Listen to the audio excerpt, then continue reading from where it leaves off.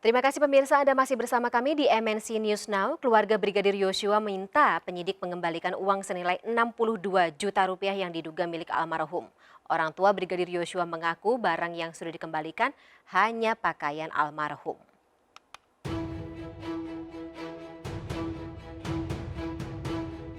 Pasca diamankannya sejumlah barang bukti dari Brigadir Joshua oleh penyidik Bareskrim Polri, orang tua almarhum Brigadir Nofriansyah Yosua Huta Barat meminta penyidik mengembalikan uang senilai 62 juta rupiah yang diduga milik Brigadir Joshua yang akan dipergunakannya untuk menikah.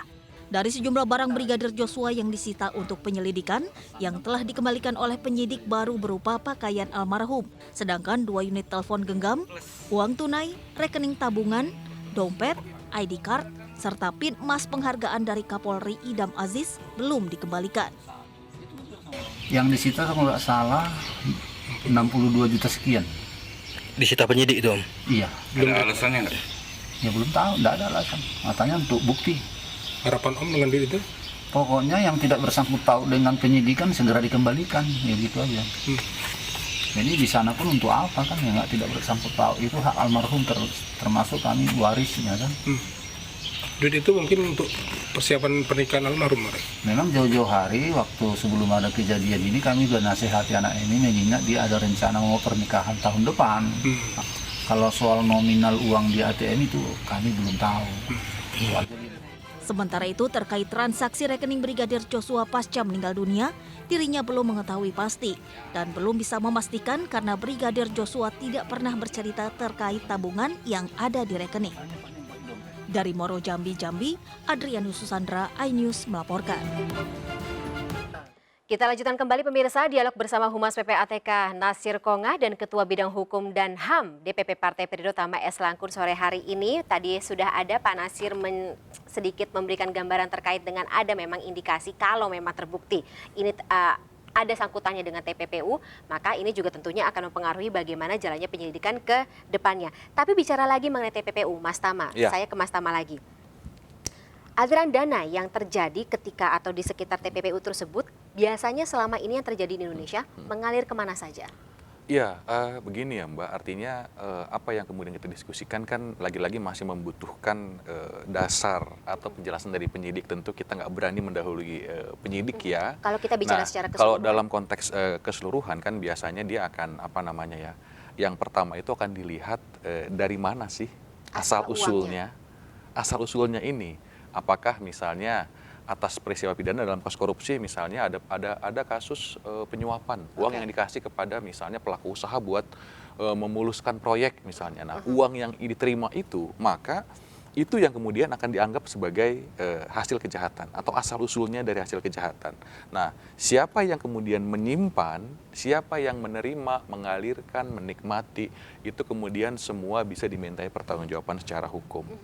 Nah, artinya lagi-lagi perlu dipastikan juga uang yang keluar atau uang yang ada itu dari mana. Tapi kalau uang itu bukan dari hasil kejahatan, tentu saja tidak bisa. Itu kemudian dia diproses lebih jauh. Kalau uangnya misalnya betul pendapatannya, misalnya katakanlah itu tabungan. Tabungan didapatkan dari bekerja. Dalam bekerja dia ada gaji, kemudian uang tersebut ditaruh dalam tabungan tersebut, itulah kemudian uang. Nah, itu kan nggak bisa. Tapi kalau tiba-tiba ada uang masuk ini yang kemudian dari mana sumbernya? Ketika sumbernya ternyata ilegal, dugaan hasil kejahatan, maka kemudian secara prinsip penyidikan bisa dilakukan. Artinya sumbernya dulu, asal-muasalnya dulu, baru kemudian dia akan kemana dia mengalir, siapa yang menikmati, apakah dia misalnya cuma hanya nyimpen aja, atau misalnya dialah yang secara aktif saya mindahin ke sini ya, biar nggak ketahuan. Itu semua akan ada porsi-porsinya masing-masing. Sebenarnya memang hak ya untuk memindah-mindahkan rekening, Betul uang sekali. tersebut. Sepanjang bukan dari hasil kejahatan. Nah, kalau hasil kejahatan, jangankan memindah-mindahkan, nerima aja. Kalau kemudian dia tahu, oh ini diduga ini hasil kejahatan nih, dia terima dengan sadar, maka dia bisa kena yang namanya pencucian uang pasif. Misalnya contoh ada istri yang kemudian dia nerima uang dari suaminya yang kemudian diduga dari hasil kejahatan, dan istrinya tahu patut diduga mengetahuinya. Oh iya nih, ini bukan dari gaji nih, dari yang lain. Nggak, nominalnya beda nih sama yang Maka biasa. dia itu bisa kena yang namanya pencucian uang pasif. Oke. Nah tentu saja ini domainnya teman-teman PPATK yang bisa lebih detail, tapi yang Tapi kita saya bicara mengenai ketahui, ini ya, rekening Brigadir J. Transaksinya katanya ini rekeningnya atas nama Brigadir J, tapi ada transaksi yang dilakukan ketika Brigadir J sudah meninggal. Ini menyalahi hukum dong? ya Atau tentu masuk saja dalam- ini yang kemudian perlu pemeriksaan ya. Oke. Artinya kita juga belum mendengar bagaimana sikap penyidik terkait dengan hal ini, belum ada keterangan resmi, artinya kita belum bisa memberikan komentar lebih jauh. Tapi tentu saja prinsipnya adalah sejauh ini adalah dari mana sumbernya. Kalau itu bukan dari hasil kejahatan, tentu saja belum bisa lebih Oke. jauh lagi. Itu yang Oke. pertama. Kemudian yang kedua, saya lebih ingin mendudukkan bahwa sebetulnya kalau kemudian korban, keluarganya ngerasa ada yang hilang, maka kemudian korban bisa ke LPSK untuk minta restitusi. seperti Jadi, keluarga Brigadir Iya, J. artinya dia bisa. Banyak contoh. Misalnya terakhir ada contoh kasus salah tembak. Nah, korban karena meninggal, keluarganya itu mendapatkan restitusi dari pelaku.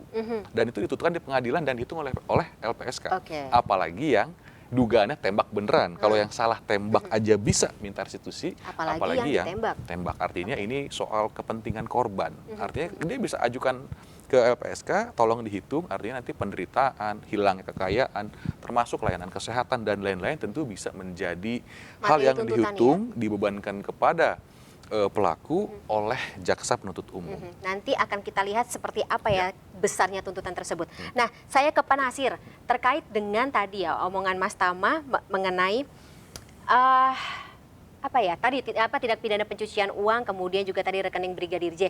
Ini saja Pak, jawabannya ya atau tidak. Apakah PPATK sudah menemukan siapa yang mengirim aliran dana dari rekening Brigadir J tersebut? Ketika pengiriman tersebut dimulai atau dilakukan setelah Brigadir J meninggal, apakah sudah ketemu namanya?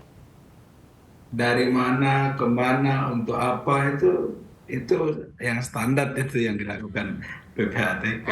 Tapi sudah ada Ya. namanya? Oh sudah. Oke. Itu akan ada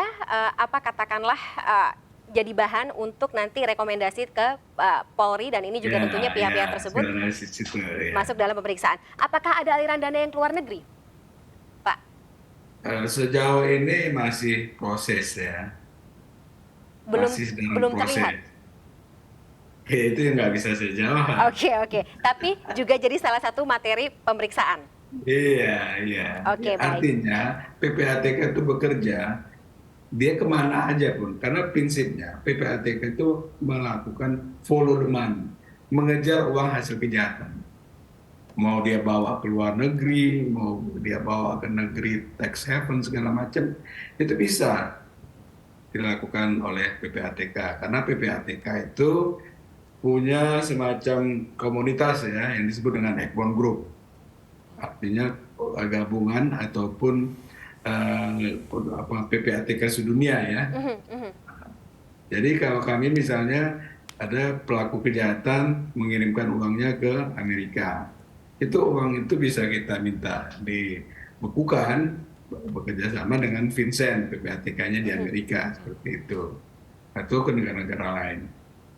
Oke. Dan itu bisa cepat ya karena kita punya sistem secure artinya komunikasi yang aman lah gitu dan cepat. Kalau misalnya dengan cepat seperti ini, kira-kira kapan kita akan mendapatkan hasil rekomendasi PPATK tersebut, Pak? Dan akan dikasih ke publik? Secara agregat informasi-informasi itu memang bisa kami sampaikan ya karena kami terikat dengan Undang-Undang Keterbukaan Informasi Publik ya. Tapi kalau Mbak Fani tanya detailnya, namanya siapa, jumlahnya berapa, kemana itu ya, belum bisa kami jawab. Oke. PPATK lagi mendalami beberapa kasus yang katakanlah ya lagi-lagi ini sedang dibicarakan di publik sudah cukup panas seperti itu Pak. Misalnya kalau kita sebut bisnis gelap, konsorsium 303, apakah ini juga masuk dalam materi pemeriksaan? Semua ya. Tadi saya sebutkan bahwa PPATK bisa proaktif dan by request ya, permintaan. Termasuk juga memperhatikan isu-isu yang berputar di sekitar. Iya. Oke, Yang baik. ada di tengah masyarakat ya. Dan tentunya kami itu biasa membantu ya kasus-kasus besar yang dikerjakan oleh KPK, teman-teman di Barreskrim seperti itu. Jadi Baik. tentu koordinasi terus kita lakukan. Dengan pihak siapa saja Pak saat ini PPATK bekerja sama? Kalau Undang-Undang Nomor 8 Tahun 2010 tentang tindak pidana pencucian uang, penyidik yang dapat melakukan tindak pidana pencucian itu ada 6 ya. Polisi Negara Republik Indonesia, Kejaksaan Agung, KPK, kemudian BNN, pajak, bea cukai. Lalu kemudian dengan putusan Mahkamah Konstitusi, penyidik PPNS, penyidik pegawai negeri sipil itu juga dapat melakukan penyelidikan terkait dengan tindak pidana pencucian uang. Oke. Seperti itu. Baik. Sekali lagi Pak, mungkin untuk rekening yang diperiksa saat ini selain rekening 4 rekening Brigadir J ada berapa lagi? Proses semua. Ada lagi? Ya atau tidak aja Pak? Tentu kalau dikembangkan itu akan banyak. Ya. Oke, tidak menutup kemungkinan ada rekening lain di luar 4 rekening Brigadir J yang diperiksa ya? Iya. Oke, siap. Gak apa-apa Pak, kita tetap menunggu bagaimana semuanya ini akan berlangsung ke depannya. Tapi mungkin terakhir Mas Tama, dari perspektif Anda, ini katakanlah bukan kali pertama aliran dana mencurigakan muncul di lembaga atau institusi yang seharusnya tidak melakukan hal tersebut. Sejauh apa concern Anda terkait dengan bagaimana pemerintah atau keseriusan pemerintah dan juga lembaga-lembaga terkait untuk menindaklanjuti kasus seperti ini? Ya, saya rasa kita percayakan kepada Kapolri dan jajarannya, karena kita juga lihat ya, masyarakat menyaksikan bahwa Kapolri juga sudah kerja keras, timnya juga sudah bertindak sejauh ini, dan kemudian juga kita percayakan kepada teman-teman PPATK ya, karena soal kemampuan dan hasil saya rasa tidak perlu diragukan lagi ya, artinya memang secara kualitas pengalaman itu sudah membuktikan bahwa PPATK bisa banyak sekali membantu upaya penegakan hukum. Nah, jadi memang kita perlu dukung PPATK, Pak Kapolri, termasuk Pak Presiden. Karena Pak Presiden dalam perkara ini kan juga berkali-kali menyampaikan dalam pernyataan resminya, tentu sebagai kepala negara itu suatu hal yang harus kita dukung juga. Kita masih punya optimisme seperti itu ya, Mas Tama, saya optimis ya, artinya mudah-mudahan ini bisa berjalan dengan baik ya. Kita juga harus dukung Kapolri, begitu juga dengan Pak Presiden, termasuk PPATK. Kita tunggu ya Pak Nasir, selaku Humas PPATK, atas rekomendasi atau hasil pemeriksaan ini akan membantu, mempermudah kita melihat seperti apa ujung dari penyelidikan kasus Brigadir J, karena banyak sekali memang pihak-pihak yang dirugikan selama ini. Pak Nasir dan juga Ketua Bidang Hukum dan HAM DPP Partai Perindo, Mas Tama, terima kasih waktunya atas. Saya mau memberikan apresiasi sedikit Mbak. Monggo Pak Nasir. Ya. Jadi semangat Kapolri ya untuk mengembalikan marwah dari Polri ya, itu patut kita dukung semua. Artinya keseriusan Kapolri ya untuk membuat kepolisian negara Republik ini menjadi lebih baik itu patut kita dukung, dan saya kira semua kita masyarakat Indonesia mari kita untuk membantu ya kepolisian kita untuk menjadi lebih baik lagi, karena polisi itu adalah milik kita semua. Tentu, seperti itu yang akan kita lakukan Pak. Terima kasih sekali lagi, karena durasinya sangat sempit, kita harus sudahi dulu dialog kita sore hari ini. Pak Nasir Konga selaku Humas PPATK, dan sekali lagi Mas Tama S. Langkun atas waktunya bersama kami sore hari. Sehat selalu ya. Salam, sampai jumpa Pak. Dan pemirsa, kami akan segera kembali dengan informasi selanjutnya. Tetaplah bersama kami di MNC News Now.